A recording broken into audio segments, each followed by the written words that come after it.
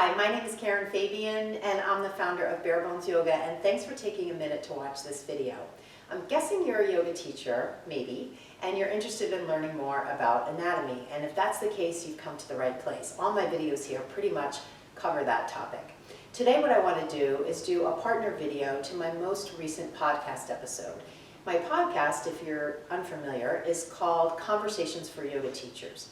And this week I looked at groups of muscles. These are groups of muscles that we often refer to, even sometimes when teaching, but we don't really give students the necessary breakdown so they can learn to distinguish between the muscles in the group.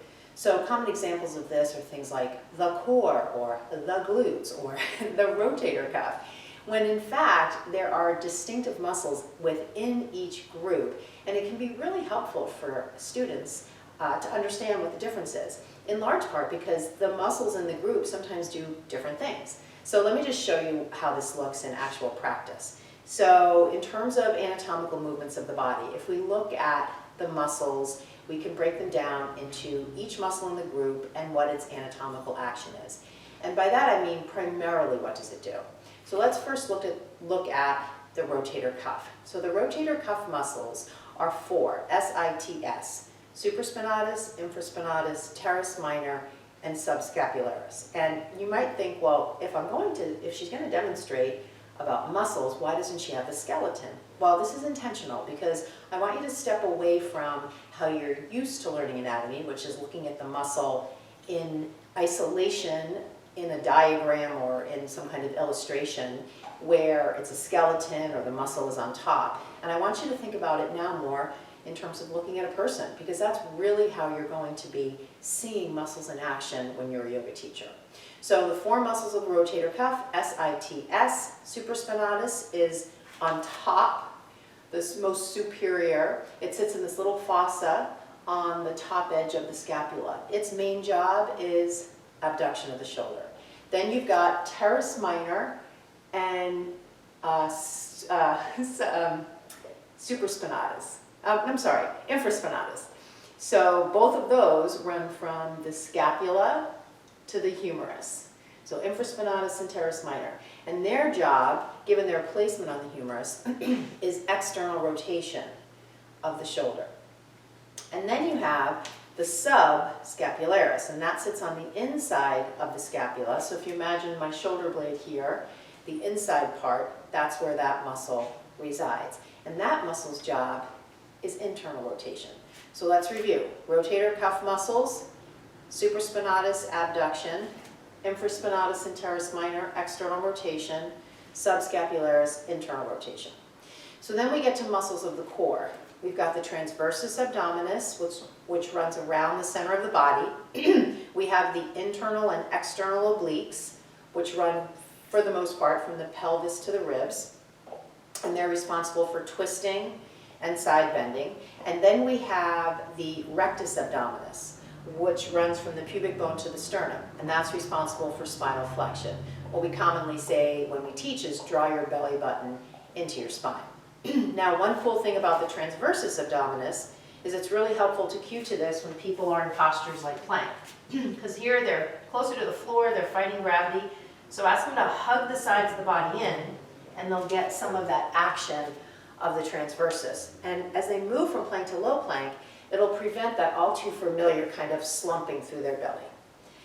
And then the last group of muscles is the glutes. We commonly call these the glutes, but I actually try to stay away from that, and I try to refer to them individually.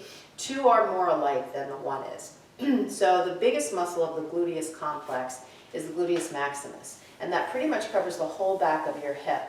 And what it does primarily is hip extension. It also does a little external rotation.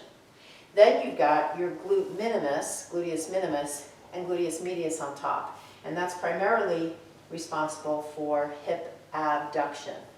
Now there's a little bit of crossover there because the anterior fibers of the gluteus medius can also create some internal rotation. But for the most part, if you think of glute minimus and glute medius as hip abductor muscles, glute maximus as hip extension muscles, you'll be in good shape.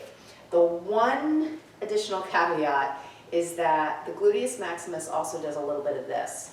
which is external rotation, which is why when we use it for hip extension in a pose like wheel, we want to inform people that you might feel the urge to turn your feet out because that muscle also does that.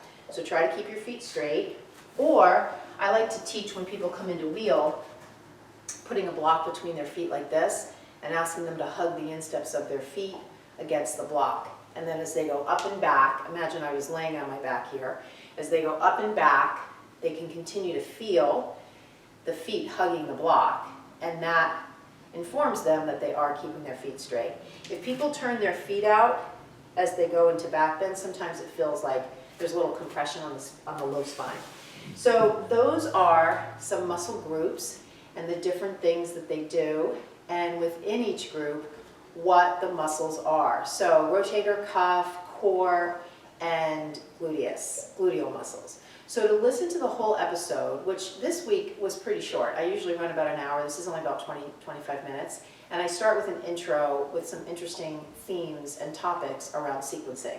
So to listen to the podcast, just go to iTunes, and it's Conversations for Yoga Teachers, or you can reach it right from my website.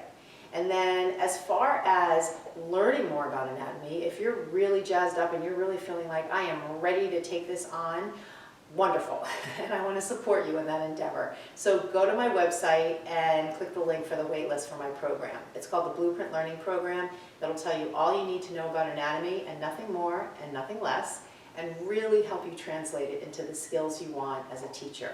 How to cue with ease and with anatomy in mind, how to confidently answer student questions, and how to build sequences that have an anatomical theme like shoulder opening and hip opening, and really truly understand what that means, rather than just hijacking someone's sequence or just saying a bunch of cues they told you to say in training, which is unfortunately how a lot of teachers learn. Learning it through my program will help you build the knowledge and really help you build your confidence. So thank you so much for watching. I'll see you in the next video. If you want to support this channel, click like, subscribe, and please, please leave me a comment. I would love to know what you think and love to answer any questions that you have. Namaste.